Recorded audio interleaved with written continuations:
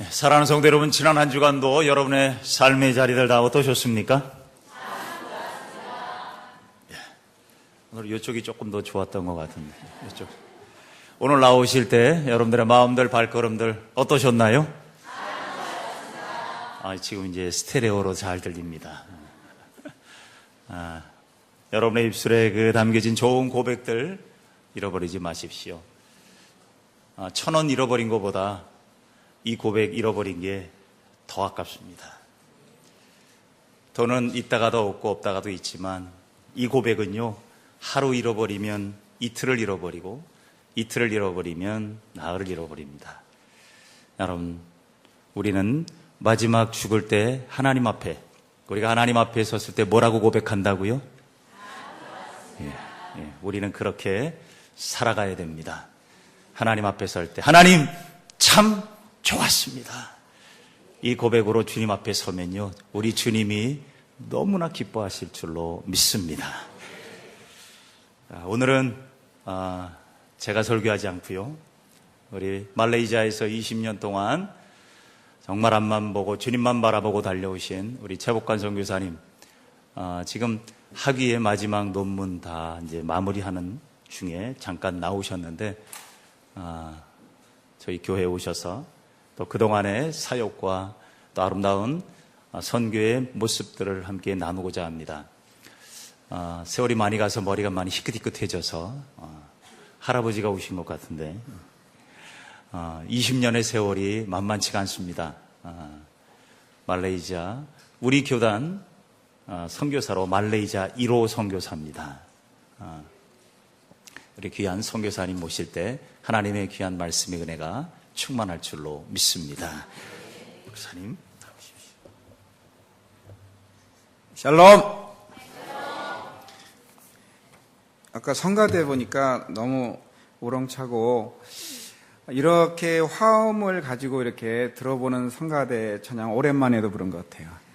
저희는 다 밴드 찬양이어가지고, 이렇게 코러스로 이렇게 하는 찬양이 들어보기 좀 어려운데 아주 감동이 돼서 제가 부동 자세로 들었습니다. 너무 감사합니다. 지난 20년간 하나님이 지켜주셔서 말레이시아에 갈 때는 아무도 없는 개척의 마음을 가지고 갔고, 또 파송될 때는 암에 걸려서 위를 70%를 떼내고 한 82kg 나가던 사람이 63kg 바짝해서 얼굴이 하얘가지고 내가 그곳에서 얼마나 살 수 있을까. 의사가 얘기하기를 5년 생존율이 30%인데, 근데 하나님이 왜 거기 가게 하셨는지 가보니까 알겠더라고요. 보르네오가 전 세계 산소 생산량에, 그러니까 아마존 정글, 아프리카 정글, 보르네오 정글에서 생산하는 산소가 30%랍니다. 보르네오 정글에 여기 미세먼지 물이 없습니다.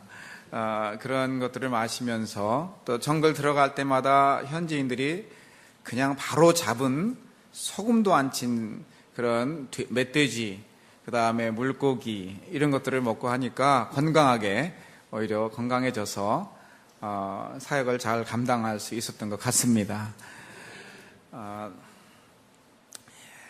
지나놓고 보면 모든 과정 속에서 하나님의 인도하심이 있었어요.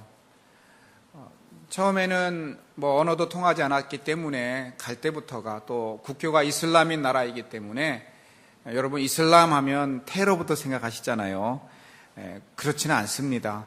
근데 그런 곳에 처음 갈 때는 많이 어려웠지만, 그래도 하나님이 내가 가지고 있었던 생각과 이념과 또 내가 가지고 있었던 여러 가지 바운더리를 넘어서 그곳에 가서 하게 하셨다는 하나님의 뜻을 조금 이따 간증을 하면서 말씀을 드리려고 합니다. 오늘 먼저 말씀 속에서 왜 하나님이 경계를 넘어서 가게 하셨던가, 또 우리의 삶 속에서는 어떤 한계 그리고 어떤 경계가 있는지 말씀을 통해서 잠깐 묵상을 하고, 그리고 간증을 통해서 그 말씀이 이루어지는 현장을 여러분들과 나눌 수 있으면 좋겠습니다. 오늘 본문 말씀에 보면 베드로의 이야기지요. 베드로에게 환상이 보여지는데 배고플 때 보여지는 환상이었습니다. 내 내각의 보자기 안에, 그릇 안에 유대인들이 혐오하는 혐오식품들이 거기에 담겨져 있었습니다. 오늘 본문을 다 읽을 수는 없지만 11절 쭉 그 뒤로 읽어보면 그 보자기에는 4발 달린 짐승, 굽이 갈라진 것들, 그 다음에 여러 가지 이스라엘 사람들이 생각하는 부정한 음식이 담겨져 있었어요. 하나님이 그를 잡아먹으라고 했습니다. 여러분, 동빙고교의 수준을 제가 좀 알아보기 위해서 이 설교를 하면서 질문을 하나 드려보겠습니다. 질문에 합격을 하면 바로 넘어갈 수 있는데 안 그러면 설명이 길어집니다. 우리나라에도 전라도의 익산이라는 곳에 이슬람 사람들이 할 수 있는 무슨 푸드 잔디를 만든다고 했습니다. 이슬람 사람들은 그것을 거기에 라이센스를 받은 사람이 잡은 그 짐승을 거기에 있는 것들을 음식을 먹어야 됩니다. 그래서 그렇지 않은 음식은 먹을 수가 없습니다. 예를 들면 돼지고기라든가 비늘이 없는 거라든가, 여기 오늘 본문에 나와 있는 속되고 깨끗하지 않은 유대인들과 이슬람이 먹는 음식과 먹지 않는 음식이 비슷합니다. 자, 그런 음식을 이슬람 사람들이 먹는 음식, 우리는 그걸 건강식품이라고 알고 있죠. 무슨 푸드인지 혹시 아십니까? 오, 이렇게 많은 사람이. 할랄 푸드 맞습니다. 할랄 푸드. 그래서 우리나라에도 그게 건강식품이라고 해서 들여오려고 하고 또 앞으로 많이 생길 겁니다. 이건 아시는데 여기 오늘 본문에 기록되어 있는 베드로가 먹지 않는 음식, 속되고 부정한 음식, 할랄 푸드에 반대되는 음식, 이거를 뭐라고 하는지. 지금 라마단이 끝나면 이 음식이 여기 끝나면 이제 축제를 벌이거든요. 자, 반대되는 음식, 이슬람이 먹지 못하는 할랄 푸드에 반대되는 음식이 뭔지 아시는 분? 네? 여기는 실력이 있네요. 네. 여태까지 가본 교회에서 이걸 아는 사람 처음인데, 하람이라고 합니다. 하람 푸드. 할랄의 반대말 뭐요? 하람. 그 정도는 알고 계셔야 좀 실력이. 이게 하람 푸드예요. 유대인들이나 이슬람이 먹지 못하는 이 하람 푸드. 그런데 말입니다. 오늘 본문에 보면 베드로에게 하나님이 이 하람 푸드를 잔뜩 주면서 베드로야, 잡아먹으라. 근데 베드로가 감히 하나님이 말씀하시는데, 하나님, 이거 제가 못 먹겠습니다. 속되고 깨끗하지 않은 것은 내가 결코 먹지 않겠습니다라고 거부를 합니다. 감히 누가 얘기하셨는데요? 하나님이 말씀하시는데, 우리 성도님도 하나님이 너 이거 해라 하면 거부할 수 있겠습니까? 감히 하나님이 말씀하시는데. 근데 우리가 자기도 모르게 하나님의 말씀을 순종하지 않고 거부할 수 있어요. 오늘 보니까 베드로가 그랬습니다. 하나님, 나 못 먹겠습니다. 그랬더니 이게 올라가 버렸습니다. 그다음에 두 번째 내려옵니다. 베드로야, 이거 잡아먹으라. 근데 베드로가 말합니다. 나는 절대 이거 못 먹습니다. 그 위대한 베드로 사도가 하나님이 말씀하셨는데도 또 거부합니다. 한 번 더 올라갑니다. 그리고 마지막 세 번째 내려왔는데 그것도 못 먹겠다고 하는 거예요. 오늘 이것은 굉장히 중요한, 베드로에게 있어서와 우리에게 굉장히 중요한 주어지는 말씀입니다. 베드로는 유대인이었고 베드로가 가지고 있는 한계가 있었습니다. 그 한계가 바로 종교적인 편견이라고 하는 한계였습니다. 유대인들만이 먹는 할랄 음식이 있었어요. 그것을 넘어서 하나님이 비록 말씀하셨어도 자기가 그것을 받아들일 수 없는 종교적 편견 속에 살아가는 그러한 모습이었습니다. 오늘 우리가 신앙생활 하면서도 얼마나 그리스도인으로서 종교적 편견이 있는지 몰라요. 이 말레이시아에 가면요, 부활절, 이스터나, 아니요. 지금 라마단인데 이 라마단이 끝나고 이제 그 축제가 있습니다. 그 축제 때는 이 무슬림들이요, 기독교인들을 집으로 초청합니다. 음식을 쫙 차려놓고, 저도 여러 번 가봤는데 가서 무슬림 집에 가서 음식을 먹습니다. 그 사람들이 그러면서 무슬림들이 알라에 대해서 얘기합니다. 저는 그 알라 얘기를 쫙 들으면서 예수 알마시, 코란에도 있는데 예수님에 대해서 또 얘기합니다. 성탄절이나 부활절이 되면 기독교인들이 집을 오픈하고 오픈하우스를 하면서 무슬림들을 초청합니다. 그럼 무슬림들이 와요. 그러면 부활절의 의미를 얘기하고 성탄절의 의미를 얘기하면서 자연스럽게 복음을 소개합니다. 여러분, 테러, 이슬람, 중동 그것만 들어서 무슬림들은 무섭고 테러하는 종족으로 알고 있지만 그렇지 않습니다. 동남아에 있는 대부분의 무슬림들은 온건한 이슬람이고, 그리고 말레이시아 같은 경우는 기독교인들과 무슬림들이 같이 함께 살아갑니다. 제가 이렇게 예배당에서 우리 결혼식이 있어가지고 갔는데 갑자기 저 깜짝 놀랐어요. 이거 뒤집어 쓴 무슬림들이 막 몇십 명이 와 앉아 있는 거예요. 일가 친척이 무슬림인 겁니다. 근데 교회당에 와서 예식에 참여하는 거예요. 여러분, 성탄절하고 이 부활절에 무슬림들이요, 거리에 다니면서, 제가 지금 그거를 시간이 없어서 못 보여드리는데, 거리에 다니면서 쪽지를 나눠줘요. 거기 뭐라고 써 있냐면, Muslim loves Jesus. 이슬람은 예수를 사랑한다. 다니면서 막, 제가 나중에 드릴 테니까 한번 보십시오. 거기에 보면, Muslim loves Jesus. 무슬림이 예수님을 사랑한다는 거예요. 제주도에 예멘 사람들이 와 있는 거, 그거 제일 반대한 사람이 기독교인이라고 그러더라고요.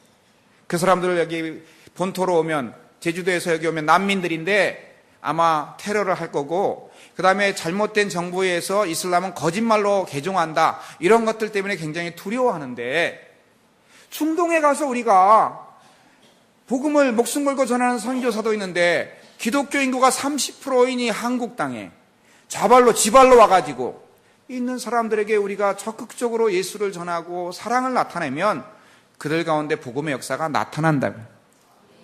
여러분 모르시겠지만 그분들을 위해서 사역하는 선교사가 있어요. 저랑 같이 공부하는 분 중에 이미 예멘 사람들, 제주도에 있던 사람들 대부분이 다 이미 여기 들어와 있답니다.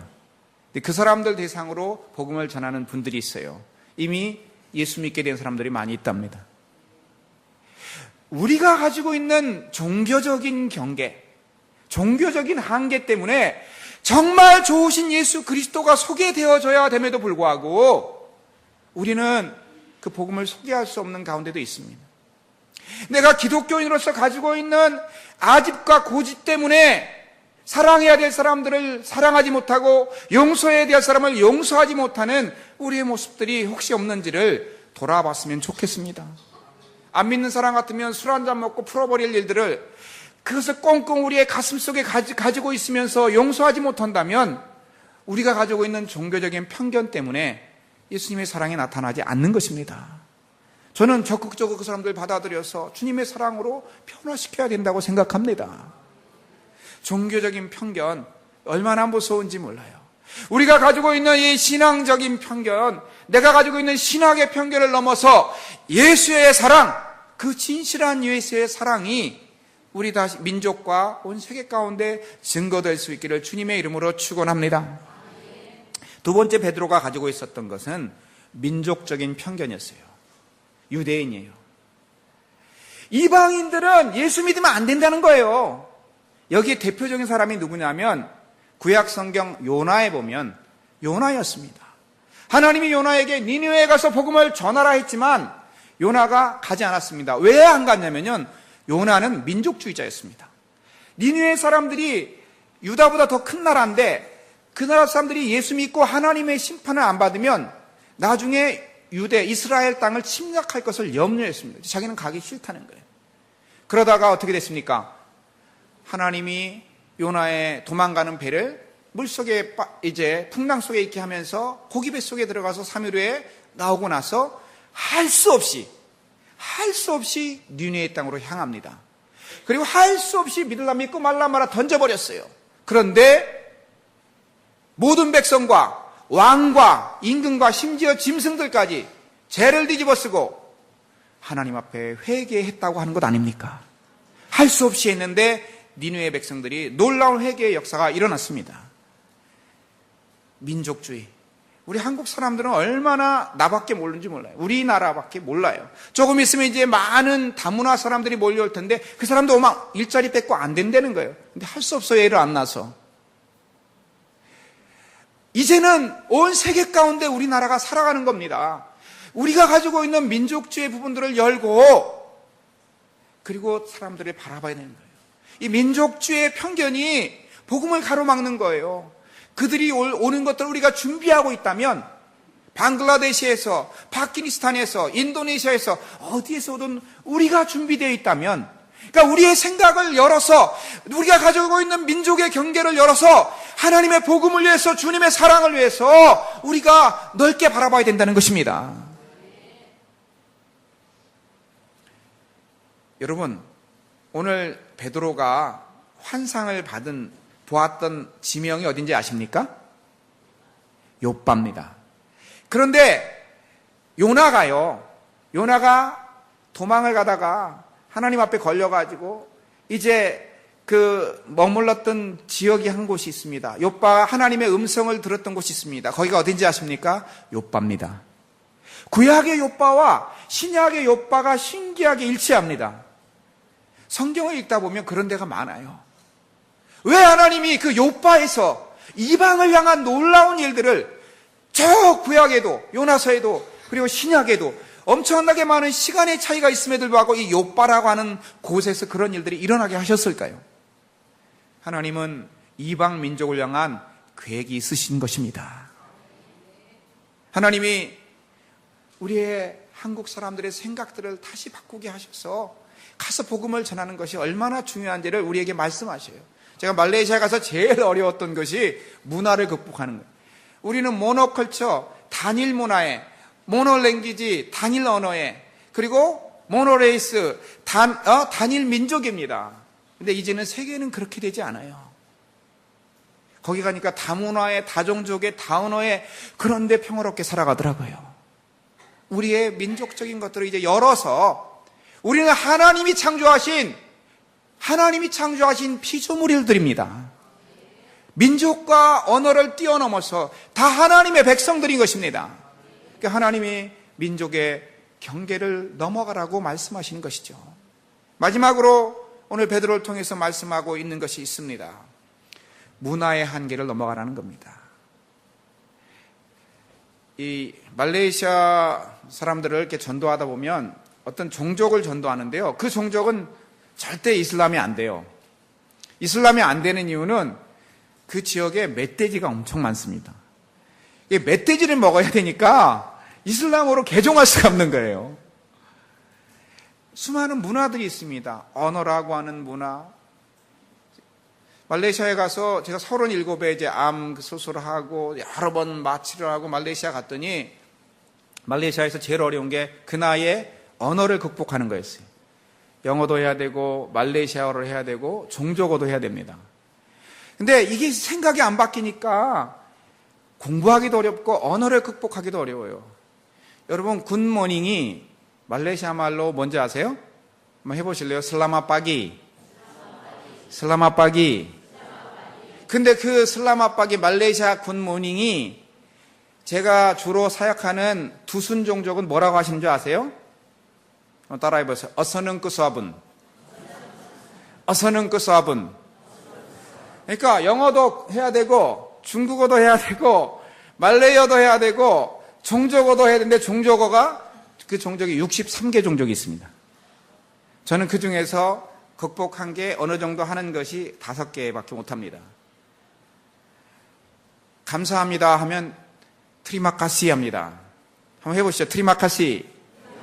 예, 땡큐가 트리마카시예요. 근데 두순 말로는 본시꼬. 무른 말로는 온서이. 뭐 이게 종류가 한둘이야지. 여기 갔다가 하다가 일로 돌아서면 또 잊어버려요. 그리고 전신마취를 여러 번 했더니 10개를 단어를 외우면 3분 안에 9개 잊어버립니다. 이 언어의 부분들을 극복하는 것이 너무 힘들었어요. 제 머리 보세요. 이게 이제 염색을 해서 그렇지 하얗습니다. 언어 스트레스 때문에. 근데 하나님이 그것을 넘어가게 하셨어요. 극복하게 하셨어요. 지금 한번 말레이시아 와보십시오. 지금은 그래도 영어, 말레이어 이런 그 종족어들을 하는데 동식 통역이 가능합니다. 이 나이에. 복음을 전하고 그 나라 땅에 있는 사람들을 사랑해야 되기 때문에 할 수밖에 없었어요. 이 언어의 부분들을 내 거를 고집하면 언어가 극복이 되지 않습니다. 제가 언어를 배우고 싶어서 어떻게 해야 되나 막 하다가 처음에 ELS를 다니는데 안 되는 거예요. 안 되는 거예요. 안 되는 거예요. 근데 어느 날 2단계를 마쳤는데 영어 연극을 하는데 중국에서 온 사람, 아랍에서 온 사람, 뭐 일본에서 온 사람, 한국에서 온 사람 모든 사람이 다 있는데 9단계에서 겨우 2단계를 마쳤는데 누가 이제 연극을 하는데 연극에 신데렐라를 한다는 거예요. 근데 그 중에서 공주하고 신데렐라하고 그 파트너가 뭐냐면 왕자님이에요. 신데렐라 누가 할 거냐? 제가 한다고 그랬어요. 그래서 제가 신데렐라하고 중국에서 온 자매님이 왕자를 했어요. 근데 신데렐라긴 신데렐라인데 거기에 인도 사람이 많아가지고 인도 옷을 딱 입고 배꼽을 드러낸 인도 신데렐라로 몇백 명 앞에서 연극을 했어요. 제일 나이가 제가 많은데 거기서 그걸 탁 하고 나니까 무서운 게 없더라고요. 그 다음에는 우리 어린애들 둘 데리고 했는데 그 다음부터는 제가 어디 갔었든지 현지 적응, 수많은 종족에 들어가도 5분이면 친구가 됩니다. 관계잖아요. 그 전도는 5분이면 친구가 돼요. 그저 이런 데 들어가도 다 친구가 되고 이제 언어가 되기 시작하는 거예요. 여러분 경계를 넘어가는 거 쉽지 않지만 제가 아침에도 말씀을 드렸습니다마는 지금 내가 가만히 보니까 지난주에 앉았던 자리에 앉아 계신 분이 한 50%는 되는 것 같아. 그 지난주에 앉았던 자리에 앉아 계신 분이 한 50%는 되는 거예요. 자기 자리 땅 누가 다른 사람이 왜 앉아 있어? 이 습관이라는 게 얼마나 무섭습니까? 내가 앉았던 그 자리에 거기 자기 자리입니까? 근데 거기 안 앉고 다른 데 앉아보세요. 아까 목사님이 인사하라고 그러면은 내가 전주에 앉았던 사람과 다른 분과 교제하게 되고 인사하게 되고 근데 그것을 바꾸는 것이 그렇게 어렵습니다. 내가 가지고 있는 습관을 바꾸고 환경을 바꾸는 것이 그렇게 어렵습니다. 뭐 웃는 거 보니까 맞아요. 지난주에 앉았던 자리에 앉으세요. 사랑하는 여러분, 문화의 경계. 내가 늘 좋아하고 습관적으로 생각하고 했던 그 문화적인 영역을 넘어가는 그 경계를 넘어갈 수 있는 성도님들이 되시기를 주님의 이름으로 축원합니다.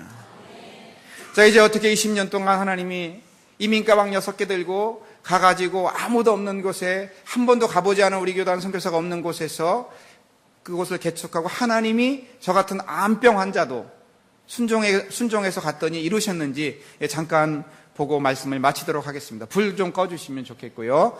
비디오 좀 틀어주십시오. 1999년 6월 23일에 계속 넘겨주십시오.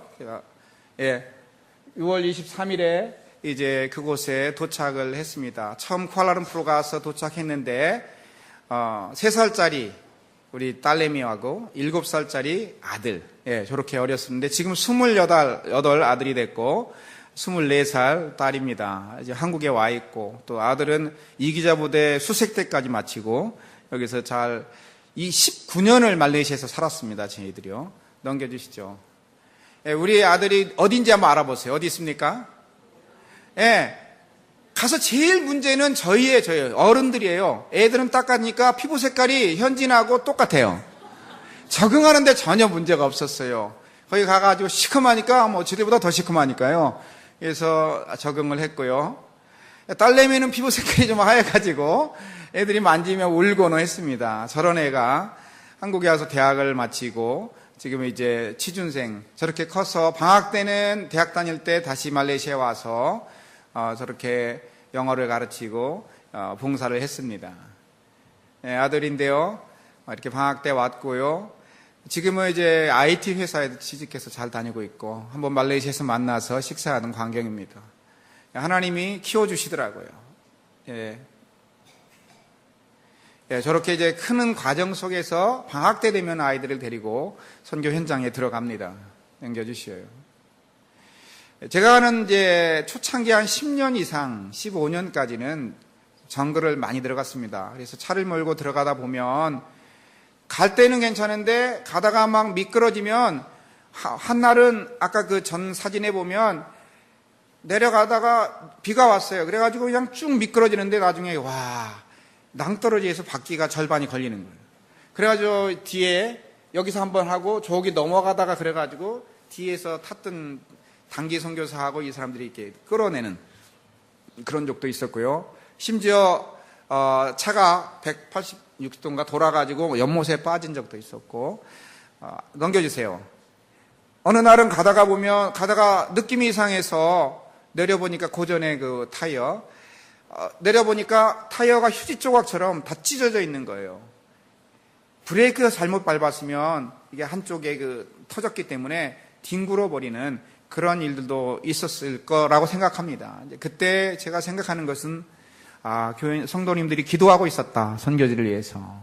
하나님이 깨닫게 하셨어요.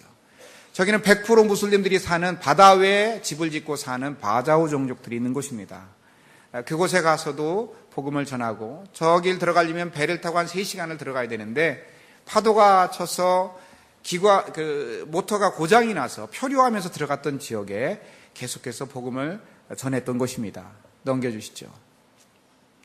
그렇게 복음을 전하면서 20년 동안 36개의 교회를 세웠습니다. 저기보다 좀 더 업그레이드 된 건데 지금도 제가 다음 주 들어가면 올해 4개의 교회에 헌당을 합니다. 또 학교를 2군데를 세우고 그래서 하나님께서 쓰러져가는 교회 또 복음이 들어가지 않은 지역들에 교회를 세우게 하셨습니다. 넘겨주시죠. 첫 번째 교회는 집차를 타고 8시간을 들어가서 카누를 타고 또 1시간 이상을 들어가는 곳에 1년 반에 걸쳐서 계속 카누로 자재를 날라다가 저곳에 교회를 세웠습니다. 20년 되니까 바닥이 다 없어지고 그래서 요번에 타일을 실어가서 다시 새롭게 공사를 했습니다. 저런 식으로 예수님을 믿지 않는 지역들 또는 쓰러져가는 지역들의 교회를 이렇게 세워 나갔습니다. 넘겨주시죠. 빨리빨리 가도 됩니다. 사역 중에는 이제 우리 동빙고 팀하고 같이 갔던 곳도 있습니다. 우리 청소년들 와서 들어갔던 지역도 있고 또 의료팀하고 들어가서 제가 예배 마치면 바로 어느 교회에 의사팀들이 있어서 거기 가야 되는데 저렇게 의료팀들하고 저들 가운데 접근해서 의료 선교로 저들의 마음을 열고 또 복음을 전합니다. 예수님을 전하다 보니까 무슬림들 친구가 그러더는 거예요. How difference between Muslim and Christian? 기독교인하고 모슬림의 차이가 뭐냐라고 물어봤어요. 야, 기독교인들 보니까 더 말레이시아 같은 경우는 더 못 살고 더 잘 속이고 도둑질도 잘하고 우리가 니네 알라를 믿어야 될 이유가 뭐냐 물어보더라고요. 그때 제가 충격을 받았어요. 그래서 찾아보니까 우리나라 근대화하면서 새마을 운동에 영향을 주었던 가나안 농군학교를 찾게 됐습니다. 그래서 제도 가서 훈련을 받고 또 우리 사역자들을 보내서 훈련을 받으면서 가나안 농군학교를 가난한 지역에 열어서 6만 평의 땅을 기증받고 정글을 옥토로 만들었습니다. 넘겨주시죠.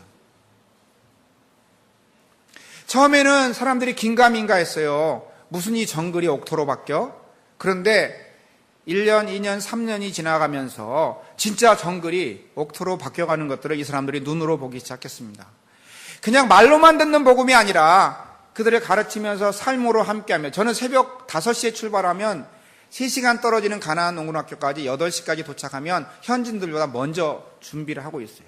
자기들이 내가 그렇게 멀리서 오는 걸 알기 때문에 우리 스텝이랑 삶으로 보여지는 것이 남는다라는 생각들을 하게 되었습니다. 우리가 복음을 전하면서 그리스도인으로서 립 서비스가 아니라 정말 우리의 삶이 믿지 않는 자들에게 본이 되어질 때 진정한 복음이 증거된다고 생각합니다. 성육하신 예수님께서 하늘의 보좌를 버리고 이 땅에 오셔서 인간들과 같이 함께 하셨던 것이 그것이 아니겠습니까? 십자가의 사랑이 그것이 아니겠습니까? 그래서 가서 이러한 일들을 진행을 했습니다. 그래서 농촌교회가 자립이 되고 또 가난한 사람들이 이런 일들을 넘겨주시면 돼요. 이런 일들을 통해서 자립하도록 여러 가지 일들을 진행했습니다. 그 첫 번째가 가르치는 거였죠. 근로봉사 희생의 마음을 가지고 성경에서 나와 있는 그 모든 말씀을 가지고 이들에게 가르치기 시작을 했습니다. 황무지가 저 밑에 보면은 넓은 축구장 6만 평이 넓은 축구장과 그 다음에 축사와 또 가르치는 시설과 기도하는 시설로 바뀌어지기 시작을 했습니다. 하나님께서 여기 보면은 36도하고 모기는 안 보일 거예요. 딱 보면 저 푸른 초원입니다. 근데 사실은 그거 하나하나가 더위 속에서 하나하나를 이루어갔고, 말레이시아는 NGO라도, 저희 농군학교가 NGO라도 한국에서 도움을 받지 못합니다. 아주 가난한 국가도 아니고 잘 사는 국가도 아니기 때문에. 그런데 저기는 어려운 것들이기 때문에 진짜 하나님만 바라보면서 한국교회에 도움을 요청한 것도 아닙니다. 근데 하나님이 하나하나 이 일들을 이루어가도록 해주셨습니다. 저는 선교는 사람이 하는 것이 아니라 하나님의 선교에 우리가 동참하는 거라고 생각합니다.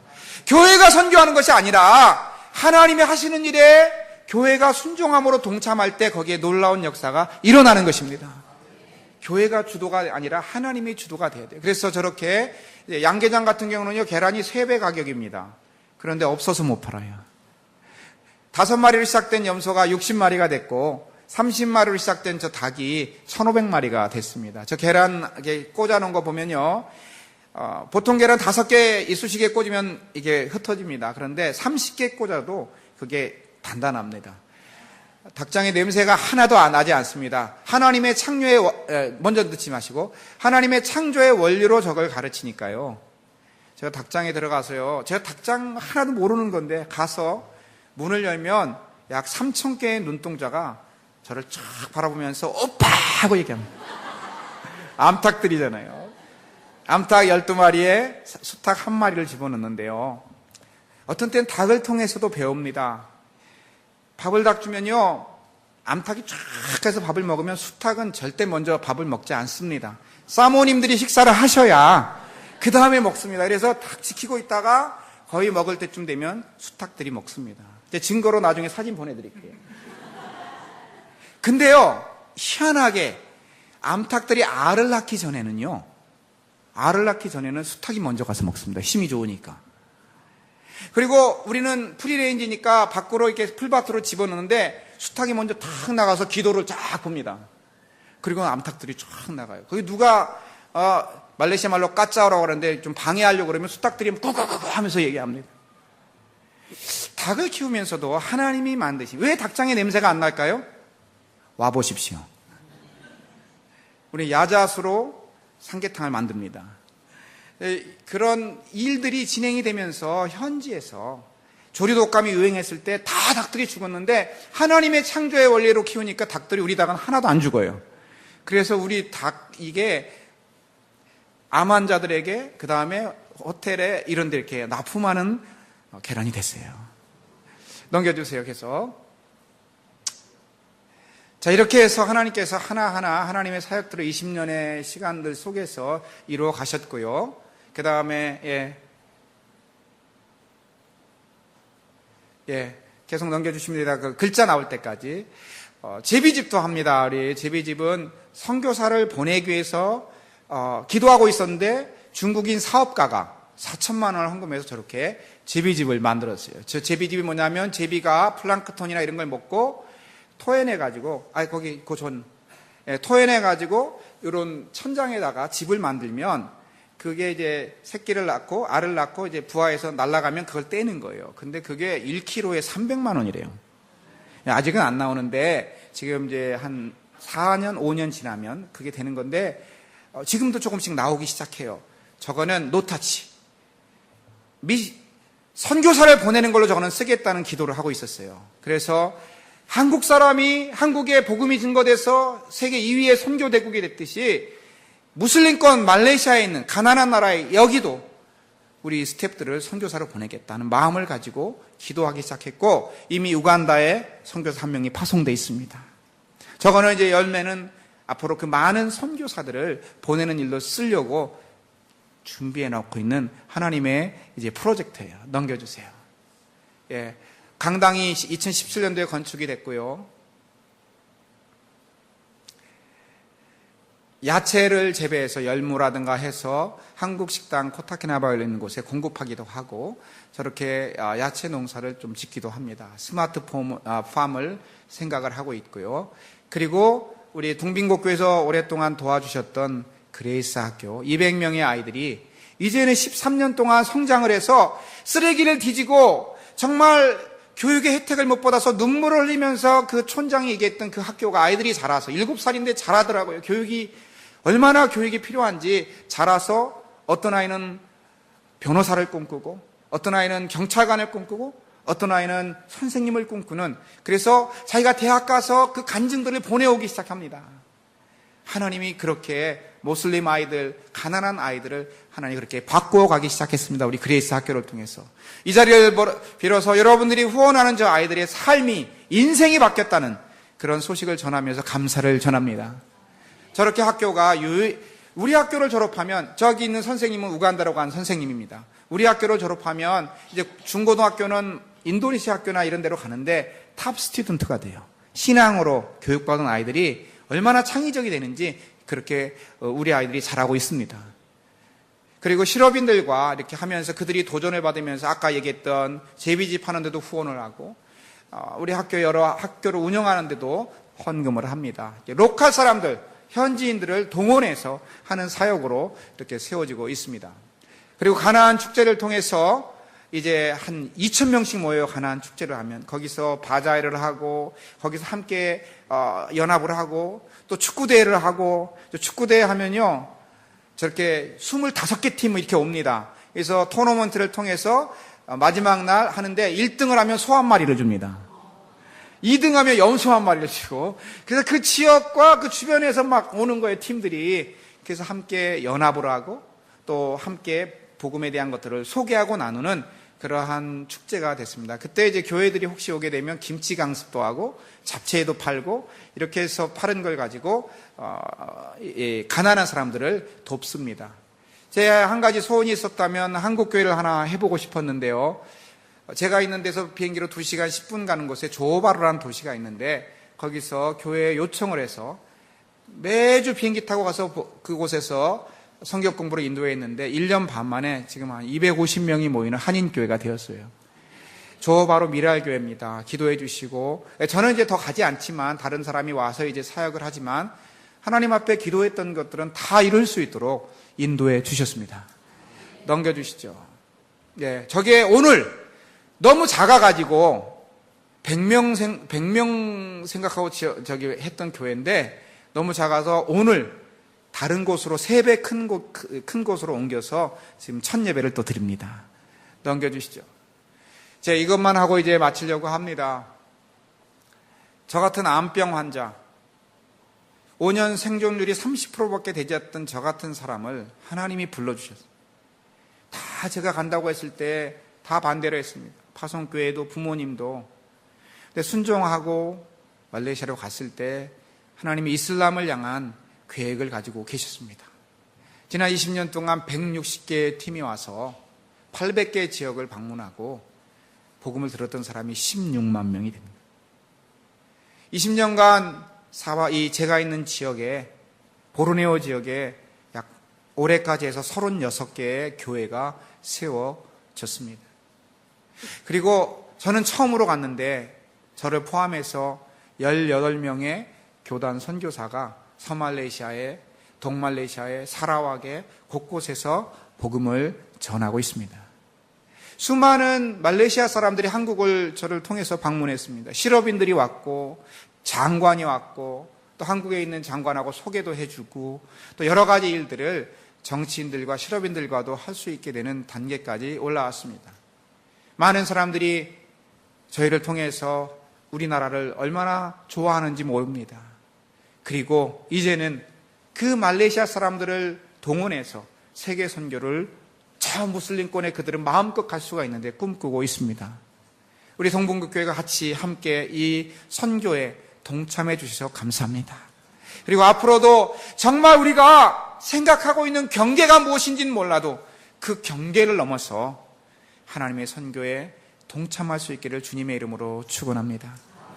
기도하겠습니다. 반주자분 반주해 주실 때 한 번 통성으로 기도하겠습니다.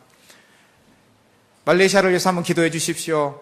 이제 저는 우리 팀들을 동원해서 재난이 일어나는, 쓰나미가 일어나는 그런 지역들에 가나안 농군학교의 모델처럼 사람을 데리고 가서 그 지역에 선교를 하려고 준비하고 있습니다. 또한 앞으로 많은 훈련 받은 사람들을 파송할 것입니다. 아직도 우리 그레이스 학교 아이들에게는 여러분의 기도와 후원이 필요하고 또 훈련 받은 사람들의 후원이 필요합니다.